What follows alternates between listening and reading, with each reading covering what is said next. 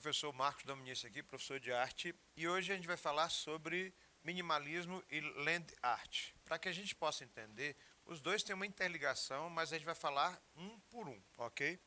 Então, eu vou começar com uma frase que parte do conceito de que o minimalismo não é só um estilo de arte, uma escola de arte, talvez até um exagero, mas uma tendência artística. Ele vai mais além. O minimalismo é muito mais do que um estilo de vida ou uma preferência estética.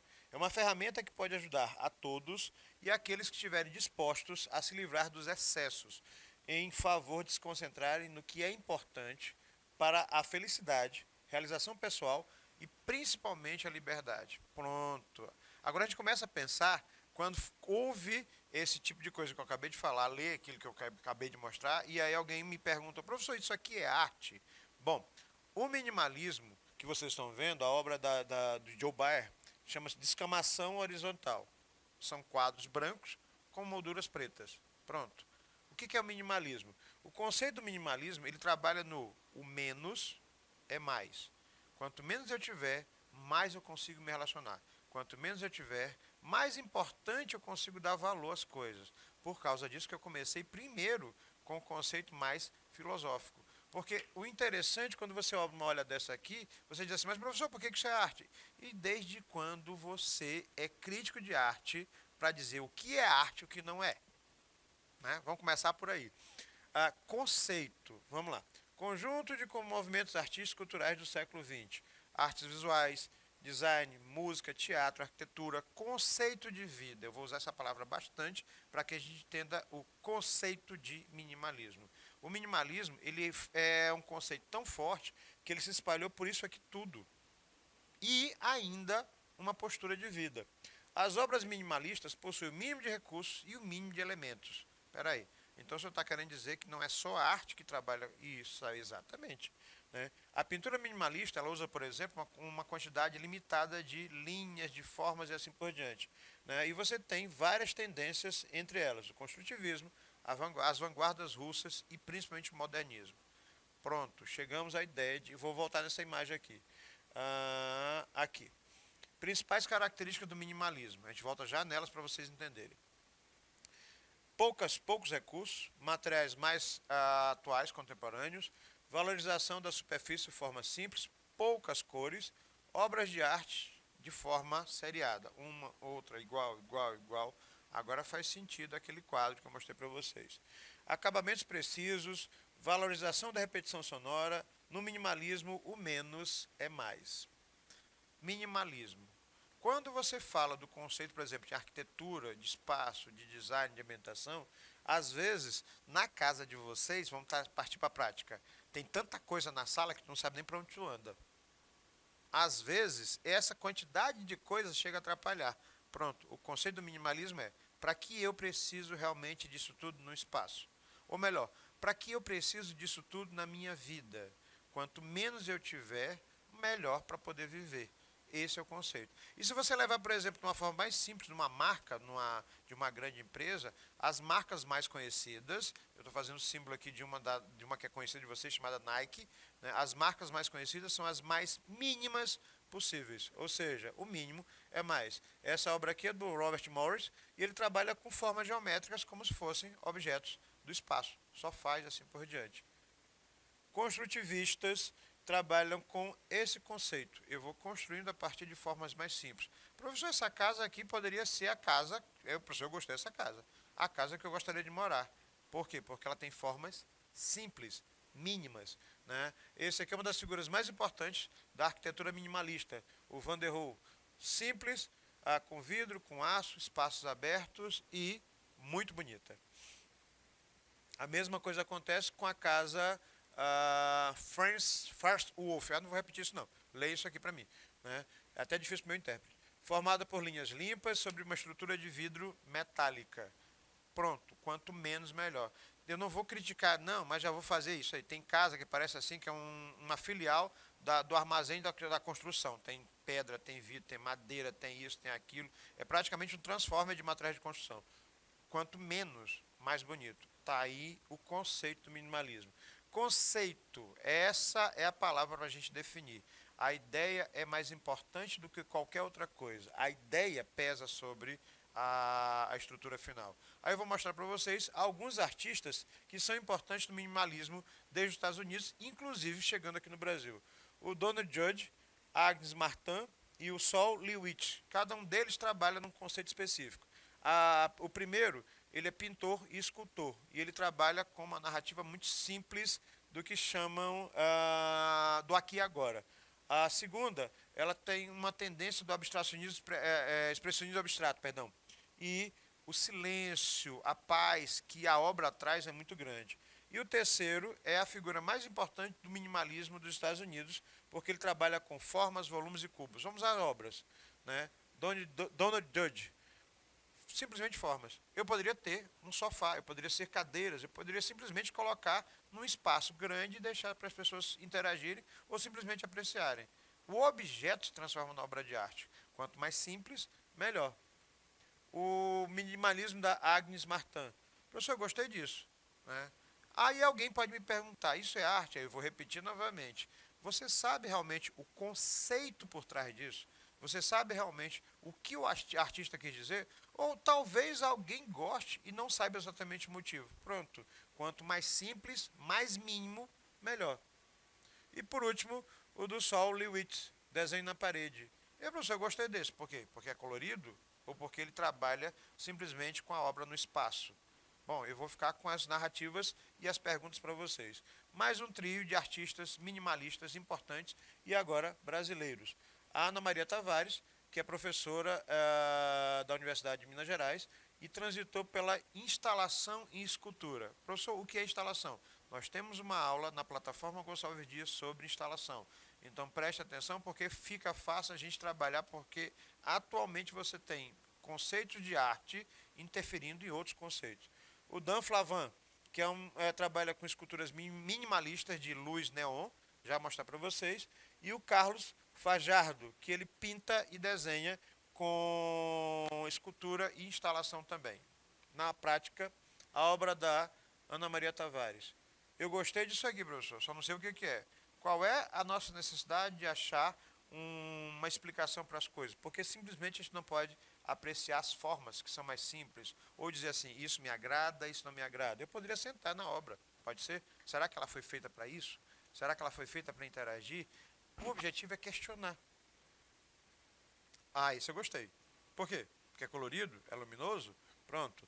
A obra do Flavin, ou Flavin, ele trabalha com luz e ele cria sensações bem interessantes. É um canto só do espaço que toda a atenção é voltada para esse canto.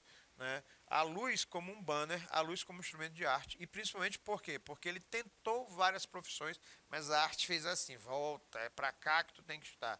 E aí ele descobre que o conceito do menos é mais, para ele é perfeito. Né? E o minimalismo do Carlos Fajardo, que ele trabalha com formas geométricas em espaços bem simples. Professor, o que significa isso? Qual é o significado para você? Para ele, tem um significado simplesmente trabalhar com conceitos de formas geométricas, criando novas estéticas. Né? Se você precisa achar um conceito, então o problema não está na obra dele, o problema está como você analisa e interpreta a obra. Bom, a gente fala do minimalismo, eu falei nas artes visuais. Essa aula bem aqui, a gente já trabalhou com teatro do absurdo, pesquisem na plataforma. Esperando Godot, do Samuel Beckett. É uma cena de uma peça que eu já falei na outra aula, onde o mínimo, inclusive de elementos possíveis de atores, transforma-se no máximo do pensamento crítico. Deu para entender o conceito do minimalismo? Ele vai além só do que as artes visuais. Ele extrapola desenho, fotografia, cinema, teatro, música, estilo de vida. E aí a gente sai do minimalismo e entra na land art. A land art, assim como o minimalismo, ela surge do conceito de uma nova tendência, nova contemporânea, chamada arte conceitual.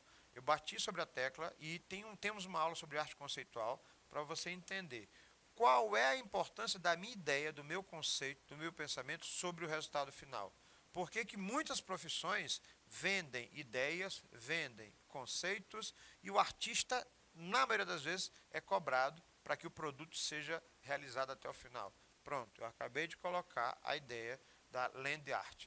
Traduzindo, seria alguma coisa como arte na terra, arte com a terra, arte com aquilo que a terra proporciona. O objetivo é uma forma de arte que se relacione com o ambiente natural. Eu saio do espaço fechado, eu saio das galerias, eu saio do quadro da cozinha da vovó que botou um quadro de frutas bonitinho, ou então aquele quadro que eu comprei para ficar bonito na sala e fazer bem feito com o sofá, né, o harmonizar com o sofá, estou sendo debochado. Né? E aí ela parte sobre o conceito de que a arte ela pode extrapolar e interagir com outros valores, nesse caso, o meio ambiente. A ideia ou o conceito, propriamente dito, era o mais importante do que a aparência ou perfeição da obra. A arte conceitual serve tanto para o minimalismo quanto para a land art. Nascido do minimalismo e do conceitualismo, a land art ela expande o território para fora da galeria.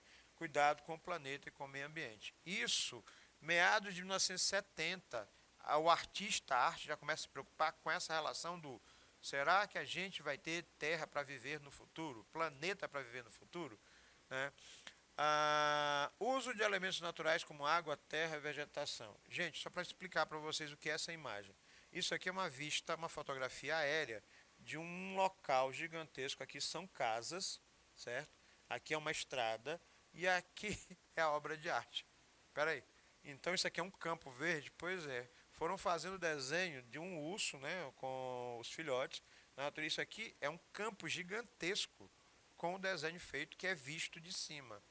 Qual o objetivo? A gente trazer uma nova roupagem para a natureza e dizer assim, proteja, preserve, porque num local desse você já naturalmente não pode mexer. Eu vou colocar uma outra para você ter uma noção. A plataforma espiral do Robert Smithson é um dos exemplos mais conhecidos de land art. Eu coloquei várias imagens para a gente entender. Isso aqui não é pequeno, isso aqui é muito grande. E aí ele cria esse desenho dessa espiral, uma outra imagem. Olha só, ele cria esse desenho da espiral, essa coisinha bem aqui é um ser humano, para você ter uma noção do tamanho. E ele vai fazendo desenho onde mistura, né, o espaço, o mar, a água, a terra e a estética da obra. Para a gente ter uma noção da proporção disso. Isso aqui é a beira da praia, isso aqui é a obra dele. Né? Então eu vou mostrar outros para vocês, mas vamos voltar aqui. Surgiu nos anos 60, é uma fusão de natureza com arte, misturada nos Estados Unidos, desenvolvida na Europa, com vários conceitos. Ela trabalha com o que a gente chama de arte da terra e tem a principal referência, que é a utilização proveniente de elementos da própria natureza para o desenvolvimento artístico. Deixar claro que aqui no Brasil nós temos uma série de artistas que trabalham com o conceito da land art, mas alguns deles puxam para o que a gente chama de arte popular brasileira. Ou seja, artistas que muitas vezes mal conseguiram chegar ao ensino médio, né, mal sabem ler e escrever, mas tem um trabalho preciso de estética pessoal, onde ele transforma o que a natureza dá em obras de arte. No Nordeste é o que a gente mais encontra. Né? Pesquisa isso na plataforma, a nossa aula sobre arte popular brasileira. Vale muito a pena você entender como essa fusão e integração da natureza e da arte, né, elas criam novos valores. Até estava comentando ontem, eu recebi de presente o trabalho de uma artesã que eu achei maravilhoso. Ela trabalha com crochê e disse, meu Deus, como é que uma mulher com uma linha, a agulha, consegue fazer um trabalho fantástico? É a mesma coisa que acontece aqui, ó, que o Smithson consegue fazer percebendo a natureza de uma maneira diferente. Vamos a outro exemplo. Arte conceitual, novamente para a gente bater nessa tecla. Recusam a realização material da obra, colocando as ideias. Né? Isto aqui não dá para vender, mas eu não posso desmerecer a ideia e o conceito que ele tem. Né? Isso aqui não dá para vender, mas uma coisa é certa. Se eu encontro, eu vou querer tirar foto. Pelo menos isso eu vou fazer. Está dando para entender o motivo da land art ou dessa arte conceitual? Você aprecia, você gosta, você só não sabe exatamente o valor. Agora, pensem, por exemplo, no trabalho que o artista teve para poder fazer isso. Professor, como é que um artista desse vai ganhar dinheiro com isso? Bom, será que nesse caso é só o dinheiro que pesa ou minha ideia e conceito, através talvez de um edital, de um projeto que seja patrocinado por uma empresa privada ou até pelo serviço público, né, pelas leis que regulamentam a situação, O objetivo é criar problemáticas filosóficas, discutir sobre isso, né? Discutir sobre essa relação do homem com a natureza, da arte com a natureza, e o que eu posso utilizar da natureza para mim. Professor, então, você está querendo dizer que a Land Art ela tem um apelo ecológico muito grande? Pronto, bebê, caiu a ficha. Né? Registro das obras da Land Art através de projetos em fotografias, vídeos, encenações, intervenções, entre outras coisas. Os artistas da época romperam com os padrões tradicionais, né? Novas experiências para o espectador. Como assim? Você está passando no meio de um local público verde, num espaço, num jardim, você encontra isso aqui. É automático. Tu vai querer parar para tirar foto. O objetivo é esse. Né? Com a próxima, mas o problema é que ele é efêmero. Dependendo da situação, o mar pode levar, a terra pode ser modificada, um dia de chuva pode destruir, uma tempestade de neve pode modificar o espaço e assim por diante. Duram pouco ou duram bastante. Mesmo assim, nenhuma obra é feita para museu.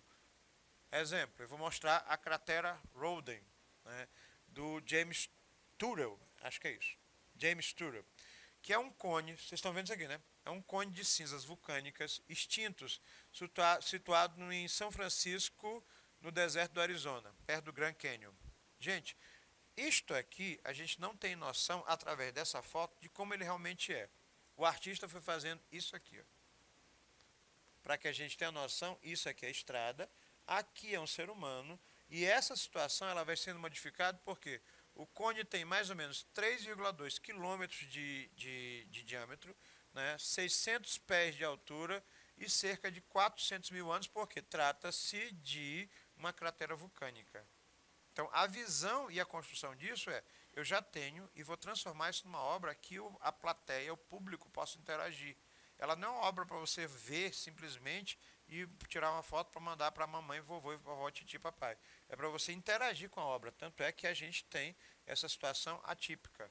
Eu vou misturando elementos que eu posso interferir com elementos que a natureza me dá. Essa é a vantagem da land art, que é um conceito novo, é um conceito de arte contemporânea. O pensamento ecológico é o mais importante nesse caso. Por quê? Porque é uma pauta que a gente precisa discutir. Será que eu uso conscientemente o que a terra me dá? Será que a água vai ter constantemente? Será que por que está chovendo mais cedo hoje? Por que em alguns lugares neva e outros não? Por que está tanto calor, tanto frio? Né? Essa consciência sobre essa necessidade radical que a gente tem que ter, né, no futuro, e pensar que o futuro não é uma cidade cheia de tecnologia e prédios vazios, frios. O futuro é uma cidade onde você tem, ao mesmo tempo, natureza e tecnologia juntos. Não é uma coisa fácil. Reconsiderar a relação com a paisagem, reconsiderar a relação com a terra e com a natureza. Tomar para si, literalmente, uma responsabilidade ecológica. Então a gente chegou ao mote final da questão. Qual é o objetivo da Land Art? Discutir sobre ecologia. Essa obra aqui já foi trabalhada várias vezes aqui nas minhas aulas, mas o artista, ou melhor, os artistas, já tiveram uma das obras deles no Enem. Né? Quem são eles, professor? O Cristo Javafé e a Jane Claude. Ele morreu ano passado em função da Covid e ela morreu em 1989, se não estiver enganado. Eles fizeram o seguinte, durante 2 semanas, eles cobriram várias ilhas, né, da Baía de Biscayne em Miami com essa lona plástica aqui. Ó. 1, 2, 3, são 11 ilhas. Com helicópteros, trouxeram a lona plástica, bem chamativa a cor rosa, né, e trouxeram para lá. Aí eu mostrei essa imagem para alguns alunos recentemente, e alguns deles disseram, você qual é o objetivo dessa obra? Eu disse, me digam vocês. Aí começaram a questionar. Mas isso não é plástico? Isso não interferiria no meio ambiente? Assim, será que tem plástico no meio da Bahia que interfere no meio ambiente? Ah, então eles chegaram à conclusão lógica. O objetivo é, se esse plástico ele pode matar, ele pode interferir, por que os outros não fazem? Ou melhor, por que eu faço e não presto atenção? Ou por que eu faço e não discuto? Né? A paisagem da Cornélia Conrad, onde ela cria um portal, literalmente com material da natureza. Eu adoraria tirar foto num lugar desse, ou pelo menos conhecer. E a Montanha de Árvores, da Agnes Denis, né, que envolve a relação de filosofia, espaço, natureza com artes visuais. Gente, um negócio desse você chega... Eu faria isso, com certeza. Né? Por que é tão certo? Por que é tão estranho? E não esqueçam que existem obras que o pessoal das teorias das conspirações alienígenas pensa muito sobre isso. Será que foram criados por pessoas? Eu vou deixar as dúvidas para vocês. Professor Marcos Dominici, um abraço. Fui.